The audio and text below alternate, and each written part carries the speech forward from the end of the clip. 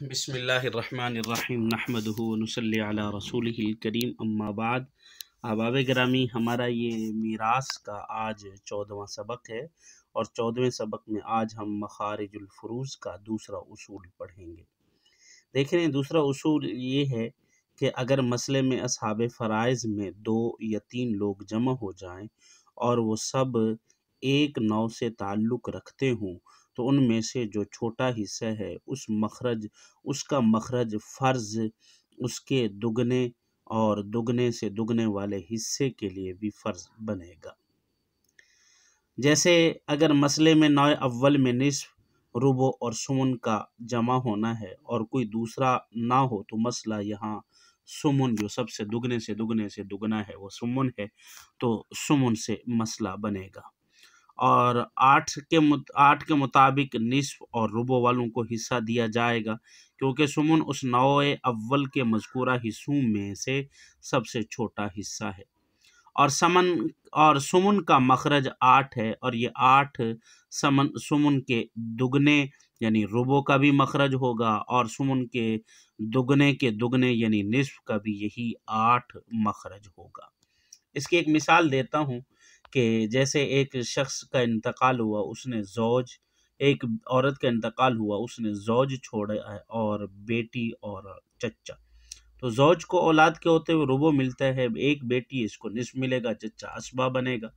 تو اب یہاں ربع اور نصف یہ 2 جمع ہو گئے ہیں، اور جب ربع اور نصف یہ دونوں جمع ہو گئے ہیں تو یہاں سب سے جو چھوٹا وہ ربع ہے، تو مسئلہ ہم یہاں ربع سے بنائیں گے۔ 4 سے مسئلہ بنائیں گے، 1 زوج کو دیں گے، 2 بیٹی کو اور 1 اسبہ کو۔ اور اسی طریقے سے دوسری مثال جو ثمن والی ہے کہ زوج کا انتقال ہو جاتا ہے اور وہ زوجہ، بیٹی اور عم چھوڑتا ہے، تو یہاں زوجہ کو ثمن اور عم کو اسبہ اور بنت نصف لے گی، تو بنت کو یہاں نصف ملے گا۔ مسئلہ 8 سے 8 کا نصف 4 بیٹی لے گی، 8 کا 8واں حصہ 1 زوجہ لے گی، باقی 3 حصے بچیں گے، وہ 3 حصے عم یعنی چچا لے جائے گا۔ تو یہ تو ایک اصول بیان کیا ہے، اس اصول کی یہ 2 مثالیں بھی میں نے آپ حضرات کے سامنے رکھی ہیں۔ اور اس کے بعد ایک تیسرا اصول ہے۔ تیسرا اصول یہ ہے کہ مخارج فرض نکالنے کا تیسرا قاعدہ دیکھیں کہ اگر نصف اول کے نصف کا اجماع نوع ثانی کے کل کے ساتھ ہو، یعنی ثلث، ثلثان اور سدس کے ساتھ ہو، تو مسئلہ اس صورت میں 6 سے بنے گا۔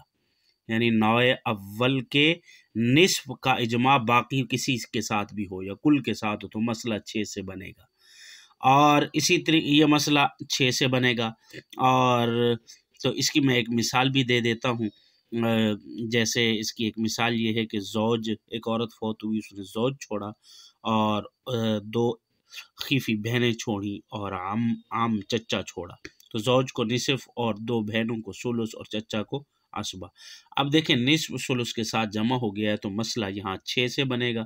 6 کا نصف 3 وہ زوج لے گا، 6 کا 2 ثلثان کتنا بنتا ہے، وہ 6 کا ثلث، وہ ثلث بہنیں لیں گی، 2 بنتا ہے، اور 1 اسبہ وہ چچا لے جائے گا۔